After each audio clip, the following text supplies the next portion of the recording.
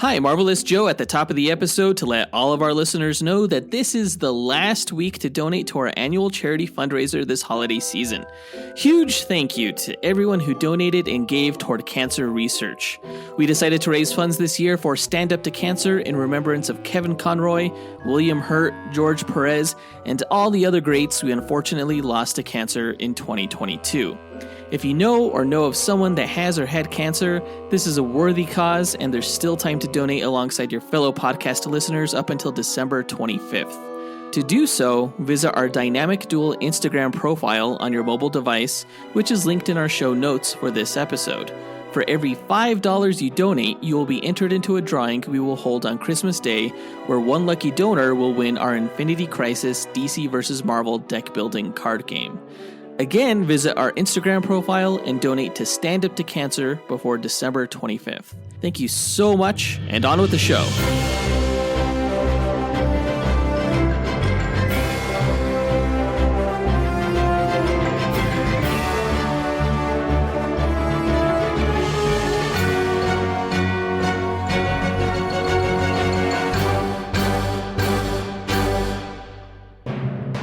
Hi, welcome to the Dynamic Duel Podcast, a weekly show where we review superhero films and debate the superiority between Marvel and DC by comparing their characters in stat-based battle simulations.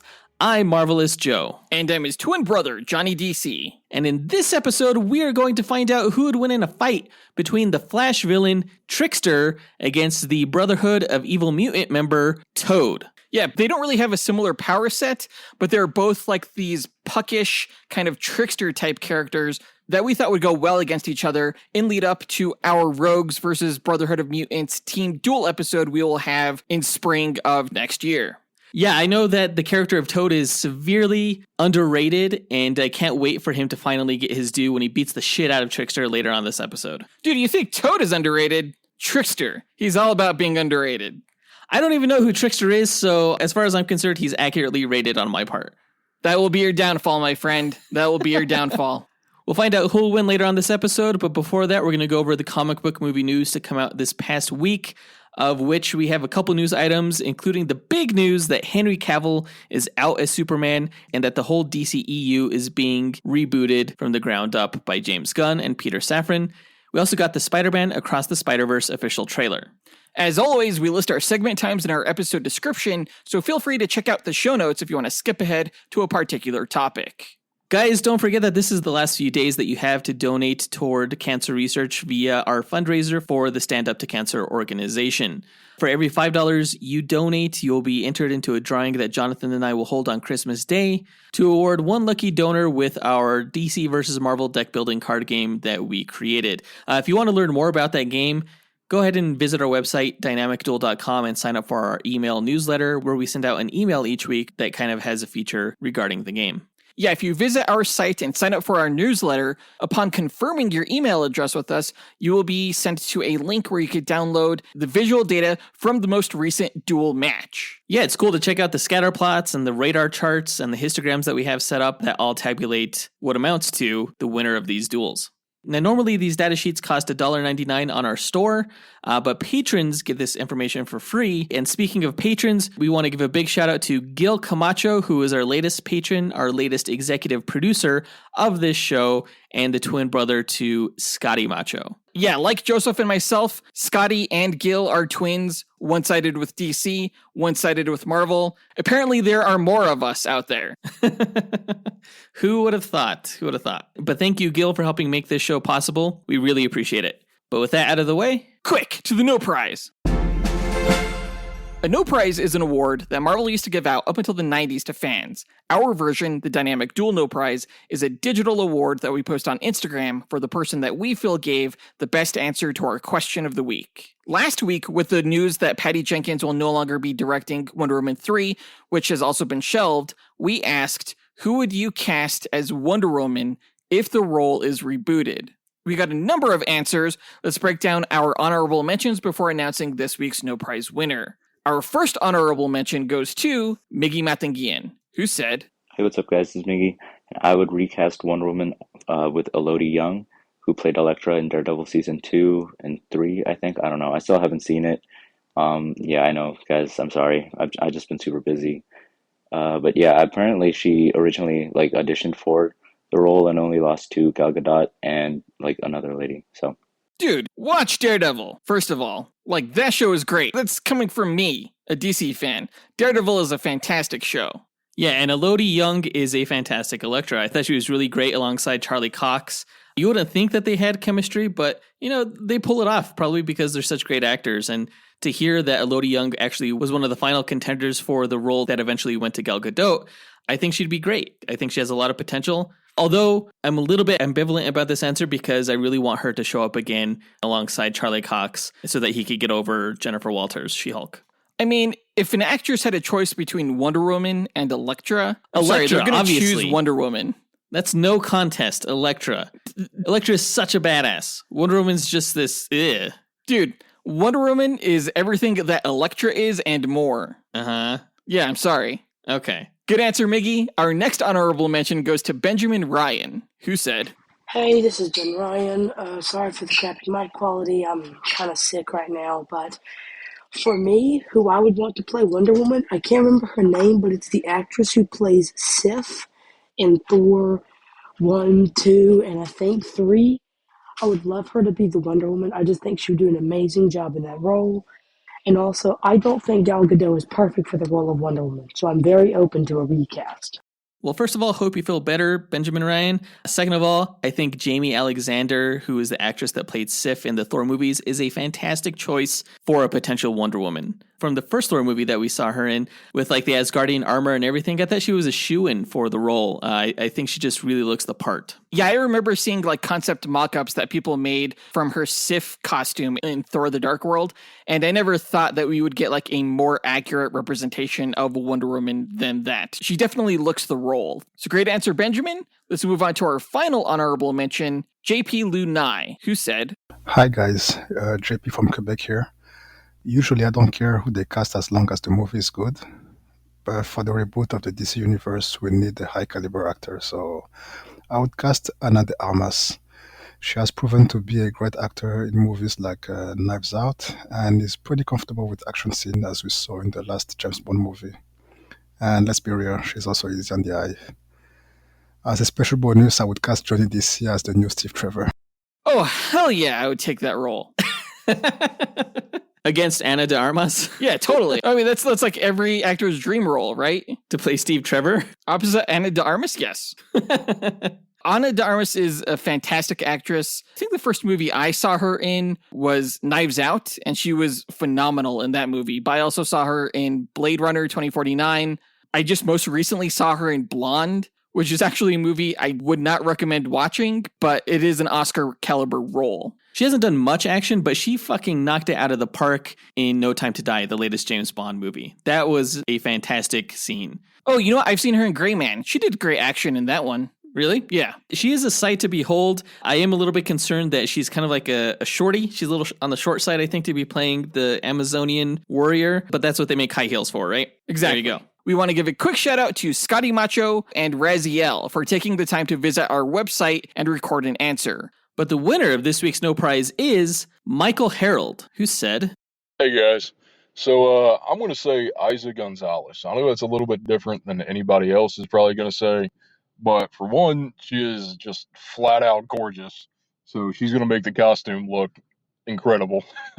She already got to do a little bit of action stuff in Baby Driver and From Dusk Till Dawn. So I think she could really get to show off what she could actually do given a good action script.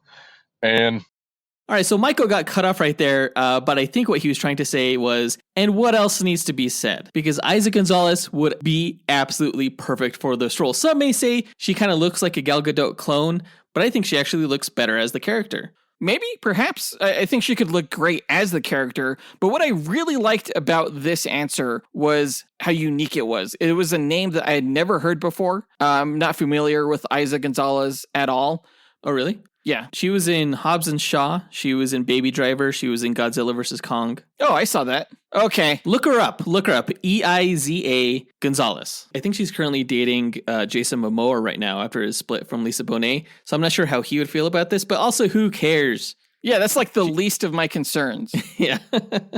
She'd be great. Great answer, Michael Harold. And congrats for winning this week's No Prize. If you, the listener, want a shot at winning your own No Prize, stay tuned to later on this episode when we'll be asking another question of the week. And now that that's done, on to the news.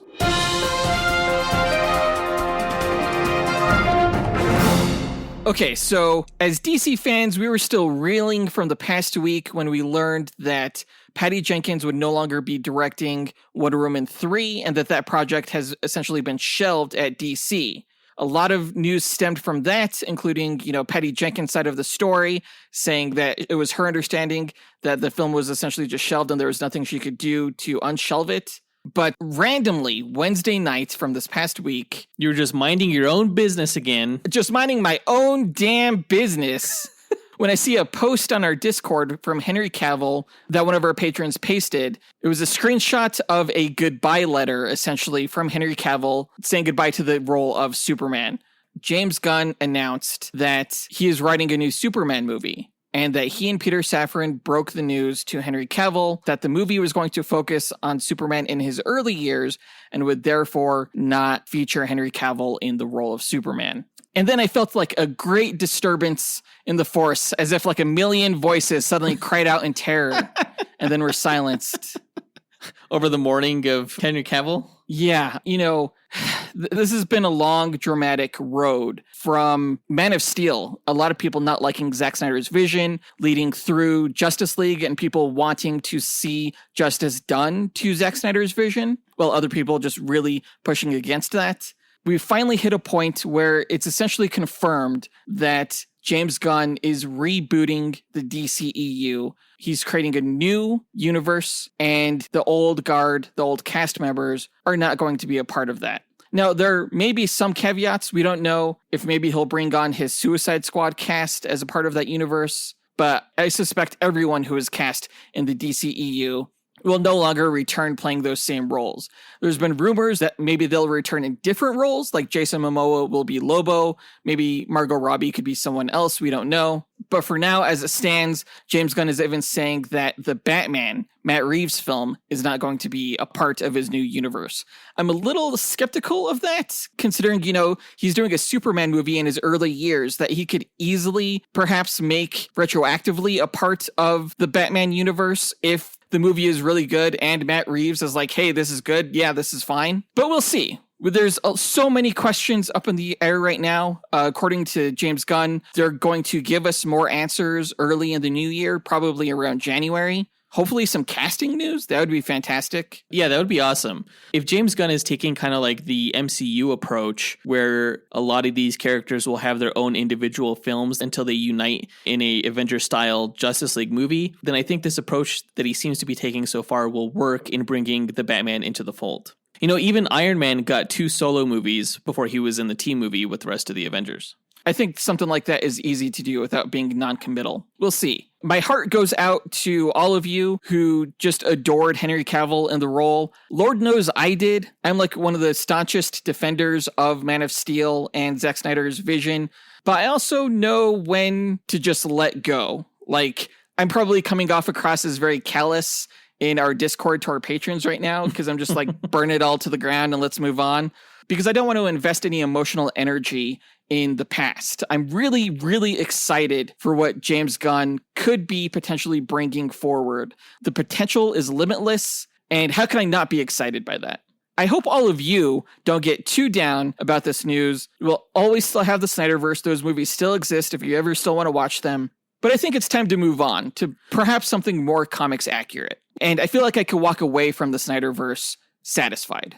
Do you think with James Gunn's new Superman script, we'll get the Superman movie that we've always wanted? Considering how much of a fan of the comics he is, and considering how great he is balancing, lightheartedness and humor with heart and emotion, I have no reason to doubt him. I hope we get Brainiac as a villain. We need Brainiac as a villain. We need someone besides Lex Luthor as a villain. I'll take Bizarro. I'll take Brainiac. I'll take Parasite. I'll take a number of Superman villains. I would love to see someone new on the screen. Someone that we didn't get with Henry Cavill. So like no Zod, probably no Doomsday, save that for later. But speaking of Henry Cavill and the old cast, that brings us to our question of the week. Who would you cast as the new Superman, Batman, Wonder Woman, Flash, Green Lantern, and Aquaman? The new Justice League, essentially. That's a lot of characters, and you only have 30 seconds to do it, so basically you only have like 5 seconds per character. So don't go into too much detail why, we just want to know the cast names, and we'll judge from there, basically. Record your answer at dynamicduel.com by clicking on the red microphone button in the bottom right-hand corner, which will prompt you to leave us a voicemail. Your message could be up to 30 seconds long, and don't forget to leave your name in case we include you on the podcast. We'll pick our favorite answer and award that person a Dynamic Duel No Prize that we'll post to Instagram. Be sure to answer before December 31st, guys. New Year's Eve, you have extra time to answer this question because Jonathan and I will be recording the next episode, our Brothers Awards, early. So you have essentially 2 weeks to come up with your cast list and let us know. But with the DC news out of the way, who cares about that train wreck? Let's move on to the Marvel news, because this past week we got the Spider-Man Across the Spider-Verse official trailer. Although I probably shouldn't talk too much shit, because I have to say that this trailer was not that exciting. It seems that the Spider-Man Across the Spider-Verse marketing is kicking off with not a bang, but a whimper, as I found it all to be pretty underwhelming compared to how exciting the first movie was. Yeah, I mean, we've already received a teaser trailer for this film, and yet this felt a lot like another teaser. Like, I didn't get any sense of story or anything from this. I was surprised, honestly.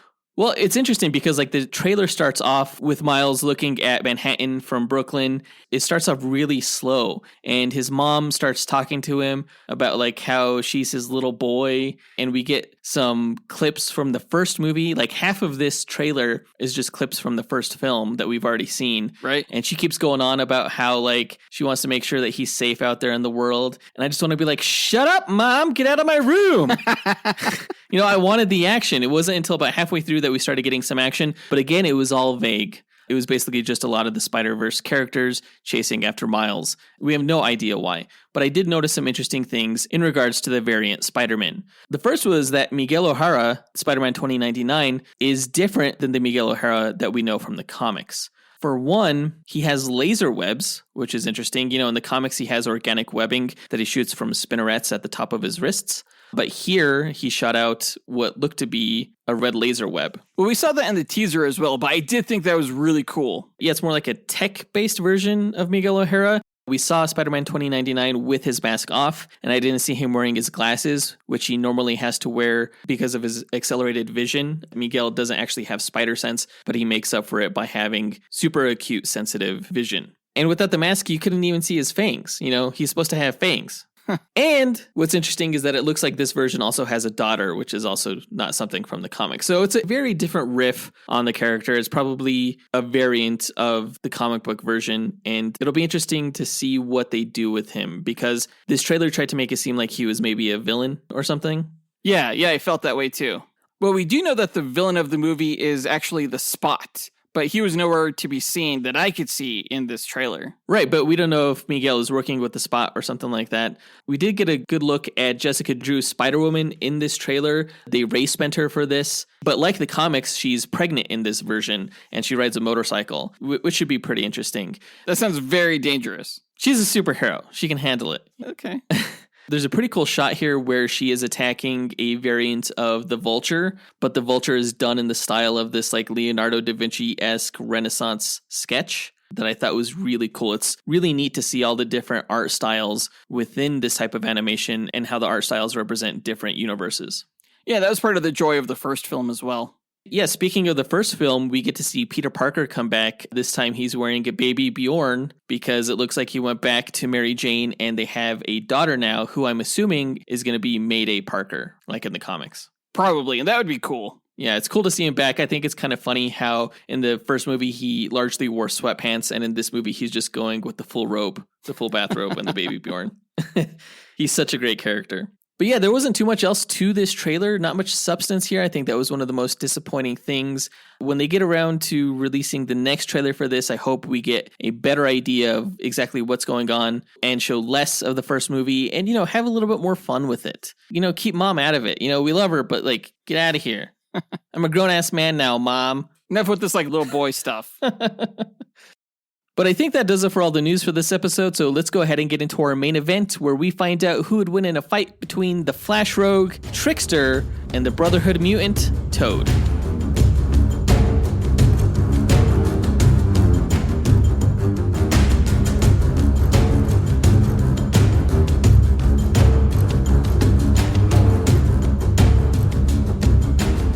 Alright, Trickster versus Toad. Both of these guys are the impish characters of their respective villain teams, the Trickster belonging to the Flash Rogues and Toad belonging to the Brotherhood of Mutants. They don't have a whole lot in common powers-wise, but they do have quite the versatile set of abilities that should make for an interesting fight. Yeah, Trickster is a pretty obscure character. Most people probably know Toad, though, from the X-Men movies, where several actors have played him. Mark Hamill did play the character in 2 Flash television series, the one from the early 90s and the most recent one in the Arrow universe, which was pretty cool. Yeah, that was great that he was able to come back to play the same character. Yeah, not only that, he got to play like a legacy version of that character, which was really cool. Because as I'll get in my bio, the Trickster does have a protege who has gone by the same name. And they played that out in the Flash TV show as well. They even made the protege the son of the original. So Mark Hamill got to deliver the famous line, "I'm your father," on that show, which was pretty cool. Great moment. That is pretty cool. I think the primary reason the executive producers decided to pit these two characters against each other is because they're kind of known for their leaping ability. Toad leaps like a frog, whereas Trickster, his trademark like signature gadget are his levitation boots that allows him to like run and walk on air. So these two guys are very aerial. Yeah, I can't wait to get into this and see who'll win. If you've never listened to one of our Duel episodes before, the way we determine a winner between these two characters is by running 1,000 Monte Carlo simulations using their statistics. A Monte Carlo simulation is a probabilistic model used to determine outcomes through random sampling. And in our case, it randomizes statistics along a normal distribution, which is a bell curve, as a way to simulate the many variables that can occur during battle. The stat parameters we use are based on the official Marvel power grid, and we use that criteria to extrapolate the DC character stats. We've included some additional stat categories of our own, such as range, damage potential, versatility, and perception, in order to create a more complete and robust simulation. Running these 1,000 simulations gives us a percentage of wins for each character, and we declare the one with the higher percentage to be the ultimate victor, considering that they're more likely to win any given battle. No character ever wins 100% of the time. Comics have shown that there's usually a way for Batman to defeat Superman, and we feel our method falls in line with the precedents that have been established in the comic book stories. And we use this method because it was the least subjective, most unbiased way to determine who would win. Of course, Joseph and I are both heavily biased toward our respective allegiances, so instead of debating these matches forever, we just let the math decide for us. There are no fan votes here, and no relying on just feats. Before we run the simulations, though, we like to break down each character's histories and abilities before improvising a scenario on how we imagine one of the 1,000 simulations we run would play out beat for beat. And I believe it is my turn to go first with the Marvel character's backstory, so let me go ahead and tell you all about Mortimer Toynbee, aka Toad. Mortimer Toynbee was born in York, England, to parents who abandoned him as a baby. He grew up in an orphanage where he was mercilessly mocked and tormented for his unusual appearance. The severe abuse and loneliness he experienced as a child led him to be withdrawn and caused the orphanage's administrators to regard him as mentally challenged, even though he was secretly capable of being quite intelligent. Mortimer was so starved for kindness and affection into young adulthood that he developed a subservient personality where he became extremely loyal to anyone he perceived cared for him. He also developed powers due to a genetic mutation which gave him a powerful leaping ability. One of the first people Mortimer became attached to was Magneto, who discovered him being beaten in the streets of Manchester and saved him. Mortimer was attracted to the idea of conquering the human race that had rejected him, and he joined Magneto's team, the Brotherhood of Mutants. You can learn more about Magneto in our Sinestro vs. Magneto Duel episode. Mortimer was given the codename Toad and immediately became smitten with fellow Brotherhood member the Scarlet Witch, who did not return his affections. In fact, most of the team often harassed Toad for his social awkwardness and inferiority complex, which was not helped by the fact that the Brotherhood was thwarted at nearly every turn by the mutant superhero team, the X-Men, whom you can learn more about in our Titans vs. X-Men Duel episode. At one point, both Magneto and Mortimer were captured and imprisoned by a mysterious cosmic being called the Stranger, who wanted to study the phenomenon of human mutations on Earth. Although Magneto was able to escape, he callously left Mortimer behind, which severely wounded him emotionally and stoked a deep hatred of his former leader. Stuck on the Stranger's homeworld, Mortimer became used to its advanced technology and began studying it as a means to return home and win the affections of the Scarlet Witch. He used the technological resources available to him to build a spaceship to bring him home. Upon Mortimer's return, however, he learned that the Scarlet Witch had become an Avenger who had married the android Vision. Heartbroken and enraged, he attacked the Avengers, but was defeated. After serving a short prison sentence, Mortimer commissioned the villain Arcade, whom you can learn more about in our Riddler vs. Arcade episode, to construct a Toad Kingdom for him, filled with deadly traps, where he would rule as the terrible Toad King and kill everyone who had ever abused him. Mortimer managed to trap first the X-Men member Archangel, but his kingdom was threatened to be shut down by Arcade for lack of payment, which Mortimer couldn't afford. Taking pity on the poor soul, Archangel offered to cover Mortimer's debt and transformed the castle into an amusement park called Toadland that Mortimer enjoyed running for a while until it turned out the castle belonged to Dr. Doom and was seized.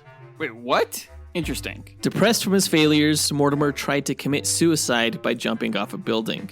Luckily, Spider-Man saved him and offered to help him out of his despondency by being his friend. Thrilled to have a friend, Mortimer began calling himself Spider-Man's partner and followed him wherever he went. When Spider-Man asked for some space, Mortimer grew upset and hired a group of bad guys to attack Spider-Man so he could rescue him. It didn't go well naturally, and Mortimer ended up back to stewing in his heartbreak over the Scarlet Witch. He used technology left over from the Stranger's homeworld to create robotic doppelgangers of the original Brotherhood of Mutants to try and kidnap the Scarlet Witch, who was pregnant at the time with her twin boys, Billy and Tommy. You can learn more about her in our Zatanna vs. Scarlet Witch Duel episode. Together, she, Vision, and Quicksilver were able to defeat Mortimer. Deciding that he had had enough, Mortimer developed a mean streak and put together his own Brotherhood of Mutants team consisting of Pyro, Blob, Sauron, and Fantasia. To help consolidate his power, he formed alliances with the villainous organization AIM and the underground dwelling band of mutants known as the Morlocks. His Brotherhood team took on X-Force, New Mutants, and the New Warriors, but when Pyro contracted the Legacy Virus, a disease fatal to mutants, Mortimer's Brotherhood tried to find him a treatment to no avail and disbanded. After trying to join the Hellfire Club and being rejected, Mortimer conceded to living on the White Queen Emma Frost's estate, where he met a mutant named Surgeon who could manipulate the genome of other beings to introduce new mutations. Through Surgeon, Mortimer gained the ability to communicate with amphibians, and he amassed an army of frog friends. Mortimer was later recruited into both the Blob's and Mystique's later incarnations of the Brotherhood of Mutants. He and Mystique, alongside Phoenix, Iceman, and Juggernaut, were later abducted by the Stranger, who was still keen on manipulating human evolution. Mortimer believed his knowledge of the Stranger's technology could help them defeat the cosmic being, but he was near fatally wounded in the course of battle. Mortimer was healed using the Stranger's technology, though, and he underwent a metamorphosis, now with new powers, including a long, prehensile tongue. Revived, he tampered with one of the Stranger's apparatuses, leading to the group's victory over the entity. Back home, Mortimer joined a new brotherhood formed by Zorn, who was disguised as Magneto at the time. After Zorn's defeat, the X-Men members Cyclops and Wolverine had a schism over how to achieve peaceful coexistence with humankind, with Cyclops' group establishing a mutant base on the Pacific island of Utopia, and Wolverine's group returning to Westchester, New York to run the mutant school. Mortimer joined Wolverine and became the Institute's janitor and occasionally Beast's lab rat, but lived a content existence at the school and even began a romantic relationship with the mutant Husk. It was later revealed, however, that her attraction to Mortimer was the result of an unbalanced psyche, and when it was restored, she lost all memory of their affection. Damn, poor guy. Eventually, Mortimer was forced out of the Institute when it was closed due to the deadly effects of the Terrigen mists on mutants. The mists were released into the atmosphere by the Inhuman King Black Bolt, whom you can learn more about in our Shazam vs. Black Bolt Duel episode. After a war between the Inhumans and the X-Men, the Terrigen mists were dissipated, and mutant kind started a new sovereign nation on the mutant sentient island of Krakoa. Mortimer became a citizen of the island, but was framed for murder and sent into the Pit of Exile, a prison deep underground. He has since, however, been freed. Powers-wise, Toad's genetic mutation initially granted him the powers of increased flexibility and superhuman leg strength, which gives him incredible leaping ability and agility. In a single bound, he can jump multiple stories high and around 50 feet or 15 meters long. Toad's enhanced leg strength partially extends to his upper body, giving him minorly enhanced durability and strength. After subsequent mutations, Toad also has a 25-foot or 8-meter long prehensile tongue that is strong enough to lift people in the air or crush a man like a boa constrictor within seconds. Through his saliva and the pores of his skin, he can secrete a sticky resin that allows him to stick to walls, and he can use it to gum up his enemy's eyes or mouth, thereby blinding or suffocating them. Toad's resin secretions contain a toxic pheromone that can result in a variety of effects upon exposure, from hallucinations to paralysis to chemical burns at high concentration. He has powerful lungs that let him emit short-range blasts of wind, and he can communicate with amphibian life such as frogs, who often serve as his spies. He's an expert machinist due to his time tinkering with the Stranger's advanced technology, and a proven strategic thinker. He has no formal hand-to-hand combat training, but he is experienced in his own form of kickboxing and has even taught a class in tongue combat. If he has a weakness, it's his emotional instability due to the abuse he suffered as a child. Who the hell is going to fight with their tongue besides him? That was the joke. Like, he was kind of left in charge of a class, and it was a combat class. He didn't know what else to teach him except tongue combat. So they kind of like watched him attack this dummy statue with his tongue, but it's like none of them can actually recreate it. All right. Well, I guess now it's my turn to tell you all about the Trickster. Now, as I mentioned earlier, there have been 2 characters in DC Comics that have gone by that name. The first was a man named Giovanni Giuseppe, better known by a stage name as James Jesse. He was born the son of circus performers, high-wire aerialists specifically, known as the Flying Jessies, who came from a long line of circus aerialists. Unlike his family members, however, James suffered from acrophobia, or a fear of heights.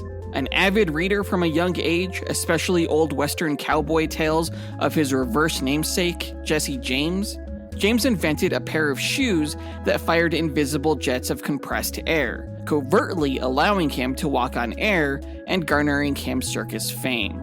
It wasn't long before James realized he could use his shoes and other gadgets to become a successful criminal, like Jesse James, and he ran away from the circus to Central City, where he used his shoes to hold up airplanes in mid-flight as the Trickster.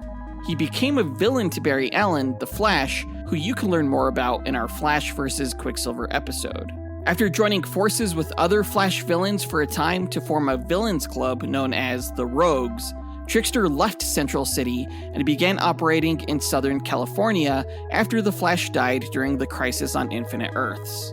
Trickster became a villain to the superhero/Hollywood stuntman and special effects technician known as Blue Devil, though the two eventually became friends and colleagues after a criminal organization attempted to kill Trickster over the secret of his levitating shoes. Leaving behind his criminal lifestyle and becoming a talented, though unsatisfied, special effects wizard in Hollywood, James later re-donned his Trickster outfit after reading the obituaries of his former Rogues partners, who died in explosions that summoned the demon Neuron. When he stole an eldritch candle from the Flash villain the Rainbow Raider and stumbled into hell alongside numerous other villains, he encountered Neuron, who took a liking to Trickster due to his deceiving nature. Intent on freeing the Rogues from hell, Trickster helped the hero Shazam con Neuron into losing his power and undoing all of the chaos he had caused on Earth. Back on Earth, Trickster decided to give up the villain life for good, as he had seen hell and did not want to go back. Knowing how dangerous some villains' gadgets and weapons could be, James began collecting and storing their gadgets after they became incarcerated in order to keep them out of the wrong hands.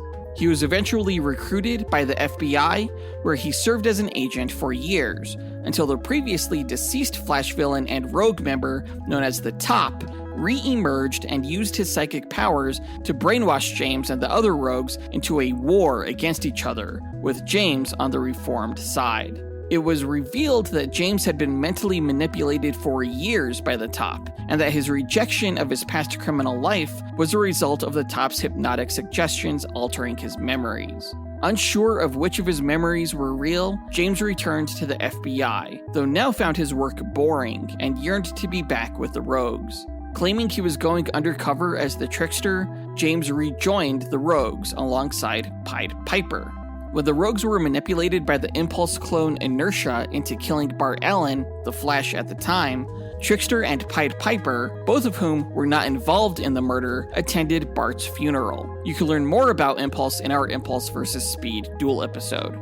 Following the funeral, however, the two were captured by the Suicide Squad, before escaping and fleeing handcuffed together as fugitives from both heroes and villains. Eventually, Deadshot, who you can learn more about in our Deadshot vs. Bullseye episode, caught up with Trickster and Pied Piper, and Trickster died, blocking Pied Piper from Deadshot's bullets.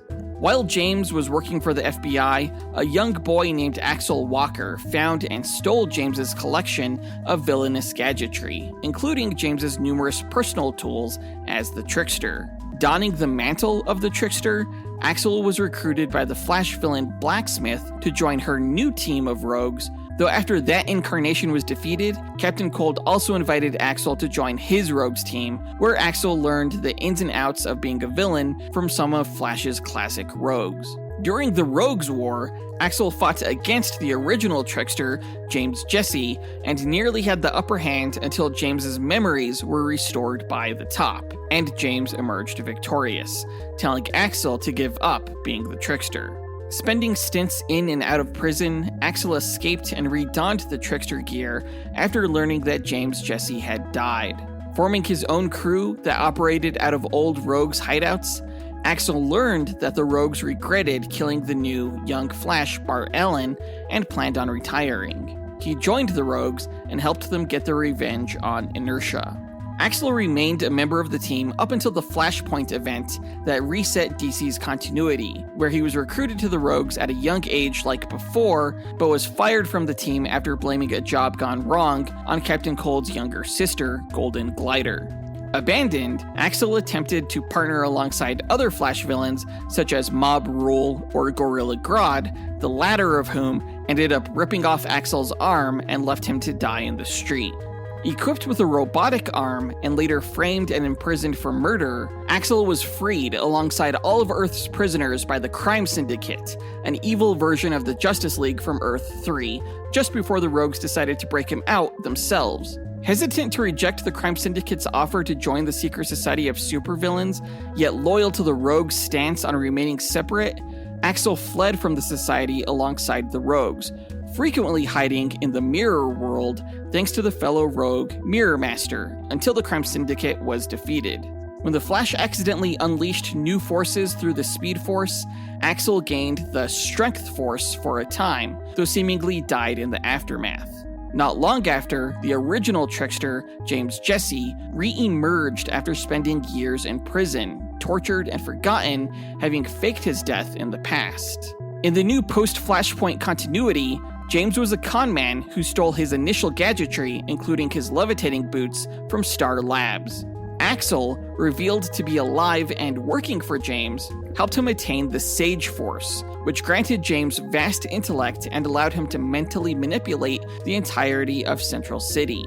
Whether the Rogues joined him willfully or not is unclear, but after looting the entire city while the Flash tried to save its citizens, the Rogues returned to Iron Heights Prison, from where James was operating, with their loot before it seemingly exploded. The Flash was later able to strip the excess forces from the world, with both Jesse and Axel remaining threats as members of the Rogues. Now for this match, I'll be using the OG Trickster, James Jesse, who has no innate powers, but does have a cunning intellect. His MO is to use an array of gadgets, the most iconic being his boots that allow him to walk or run on air. He also carries a bag of deadly and pranksterish tricks, including bombs, flashbangs, a blowgun, grappling gear, stun devices, sonic blasters, sneezing and itching powders, rubber chickens, and more. What do the rubber chickens do? Oh, you'll see. Just wait.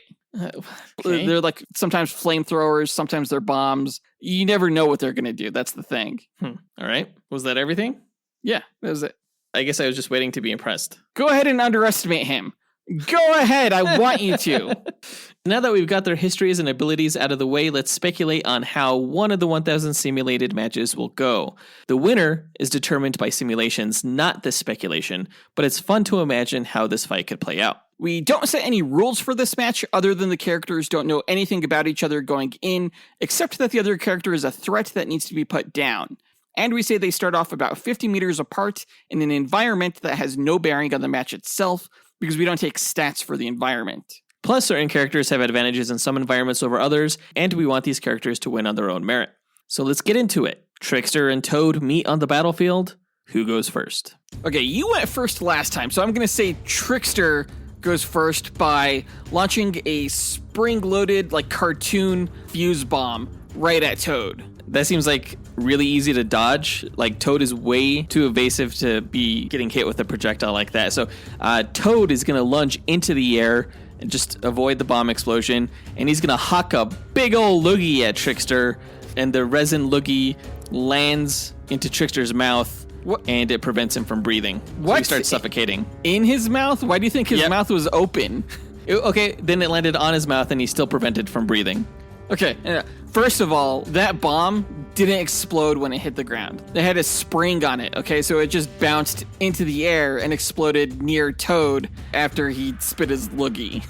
How did Trickster know to throw a bomb with a spring on it? Like, his bombs have springs on them all the time. They just bounce around. Okay. But second of all, Trickster was chewing exploding bubble gum when this match started, okay? So just before the loogie reaches him, Trickster spits his gum out and blows up that loogie, which, sends him on his ass, but, so is Toad. No. When Toad landed from the explosion, he landed on his feet. Only a little bit shaken from the bomb, but not much. And he's going to immediately spring toward Trickster, who's on the ground. And Toad is going to land and stomp right on Trickster's stomach. And with his enhanced leg strength, just going to crush the dude's spleen. But as Toad is landing, though, like Trickster, he's going to launch a spring-loaded boxing glove from his belt that, like, connects right with Toad's nuts, just busting them wide open before he lands.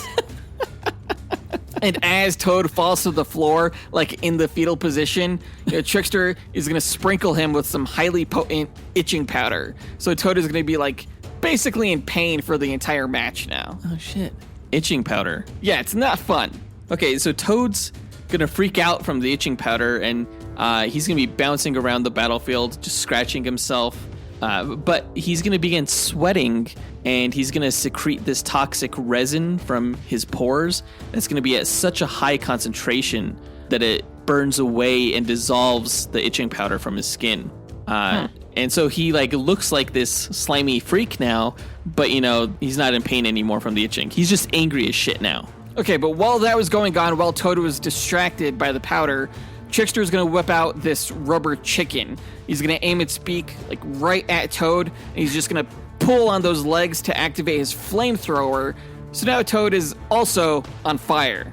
Except, all right, Toad, he's going to leap out of the way of the flame, and he's going to shoot out his tongue that's going to wrap around Trickster's wrists, and it's going to burn the shit out of him because he still has the toxic resin he had built up, and it's in his saliva too. So burning his wrists is going to cause Trickster to drop the rubber chicken, and since Trickster is handcuffed by Toad's tongue, Toad's going to lift Trickster into the air and slam him to the ground. So Trickster's face is all smashed up and his hands are all burned and useless. Dude, fake hands. Oldest What? trick in the book. What? Fake hands. Like when you shake someone's hand and then, like, they pull your Yeah. hand away. Dumb. That's what's going on here. So instead of lifting Trickster off the ground, like, Toad is going to yank away these fake hands, and out of Trickster's sleeve pop out his real hands, and he's going to be holding a squirt gun filled with, liquid crazy glue, we'll say. All right? And he's going to fire that at Toad's feet to keep him on the ground. His feet? Yes, yeah. You mean his shoes? Because it's fine. You could glue Toad's shoes to the ground. He's just going to leap out of his shoes. And, he has a durable lower body. He doesn't need shoes anyway. And Toad then uses his tongue to just slap the shit out of Trickster, which is like getting hit with a bullwhip across the face. Jeez. Doesn't feel good. No, Trickster has a glass jaw. Like, he gets taken out pretty easily whenever he does manage to get hit. So, like, right when Toad makes that connection, Trickster's running away, but like into the air, okay, until he's like out of reach of Toad's tongue.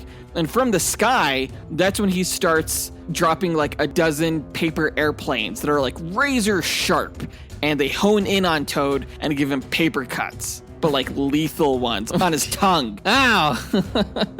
That's crazy. Except that when Toad slapped Trickster's face with his tongue, he gave him a dose of psychedelics with his toxic saliva. So instead of throwing paper airplanes, Trickster's just running around in circles in the air, and he's just talking about how he's fucking tripping balls. And I'm in so reality, high right now. he's just throwing away all his gag weapons, ditching them. So he's weaponless now, and Toad's gonna leap into the air and snatch Trickster's levitating shoes off using his sticky tongue. So without his shoes, Trickster just falls out of the sky, down to the ground, to his death. Can Toad jump that high? Like, how high can he jump? High enough and then reach him with his tongue? Yeah. Also, like, Trickster was high, like drug high, but not that elevation high. He just thought he was. Okay.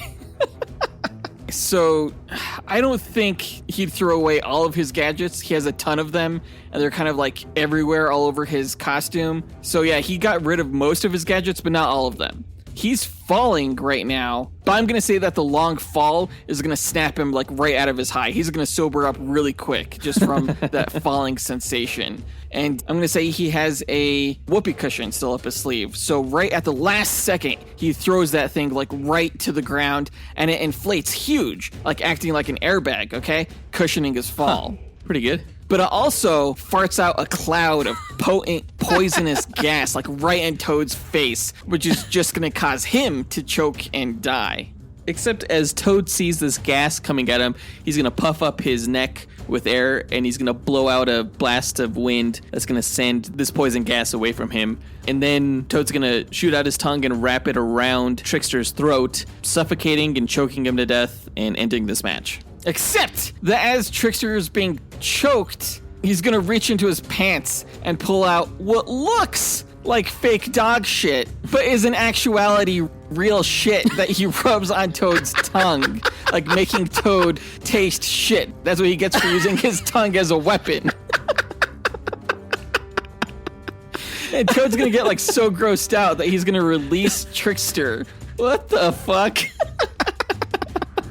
While Toad is there just like questioning existence, Trickster is going to whip out his blowgun, which is armed with an explosive tipped dart, and he's going to fire that right into Toad's neck and just blow his head off. That's the end of the match. Okay, first of all, that was gross. But second of all, Toad's saliva can also act as a paralyzing agent. So with Toad's tongue around Trickster's throat, you know, Trickster's just going to take the choking. He's not going to be able to pull out any shit whatsoever. I don't know. We'll leave the match there. Either Toad chokes Trickster to death and paralyzes him with his tongue so he can't fight back, or Trickster escapes Toad's tongue using actual shit and then blows his head off with a dart. Let's input the stats and run the simulation. We'll be right back. All right, that match was a whole lot more fun than I thought it would be. It's really awesome when you have these versatile characters that are just so loony and bonkers. I never thought before we started this match that you'd be using fake dog shit as a weapon, but here we are. We have to live with our choices. And where has this podcast gone? I don't know.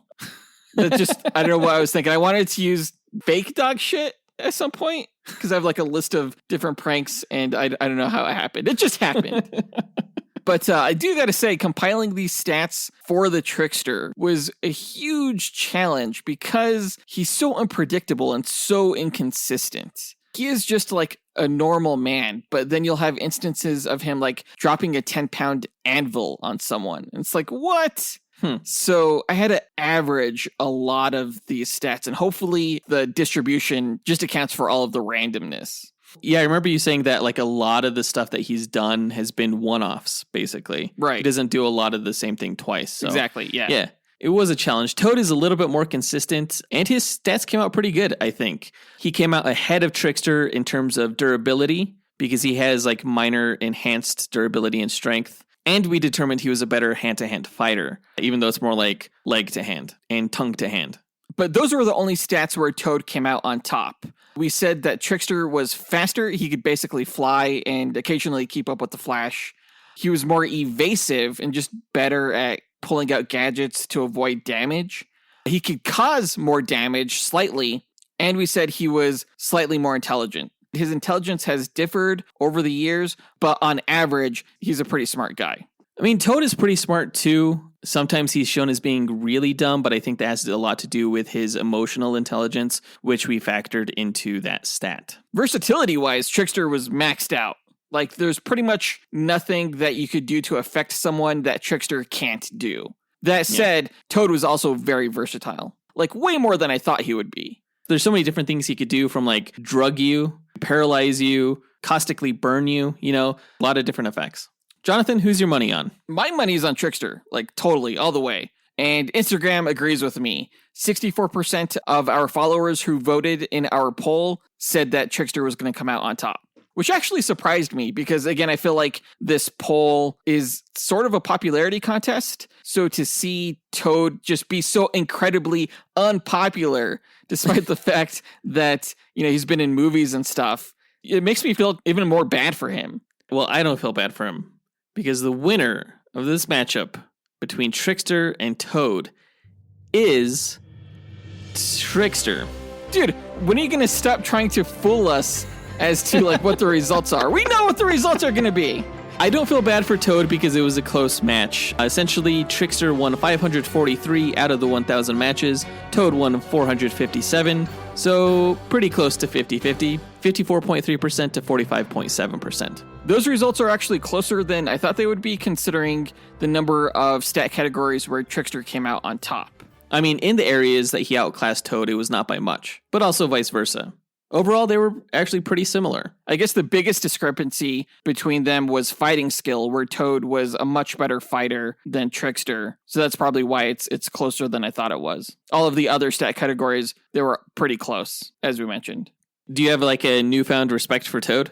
No, dude, he's a loser. Always has been a loser in real life and in the comics now. That's messed up. I think Toad would be incredibly content with his 457 wins. To him, any win is like 1,000 victories because it's so rare that he gets them. So Trickster may have won this match, but he's not going to appreciate his wins as much as Toad is. I didn't think you could make me more sad for Toad and pity him more. Apparently, you can. There you go. So you should just concede this defeat and give Toad the win. Why? Because I pity him? No, that's not going to happen. You bastard. It's Christmas.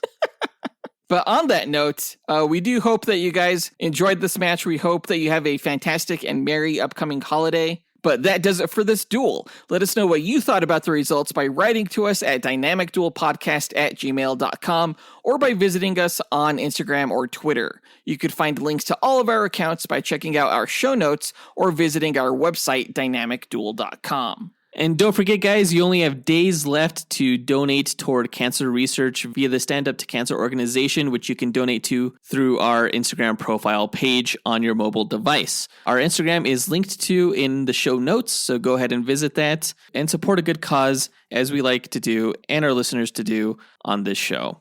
Not all heroes wear capes. Sometimes they donate to cancer research. Don't forget, for every $5 you donate, you will be entered into a drawing to win our Infinity Crisis deck building card game that Joseph and I created. Yeah, we'll draw that name on Christmas Day and let you guys know who we draw via our social media channels.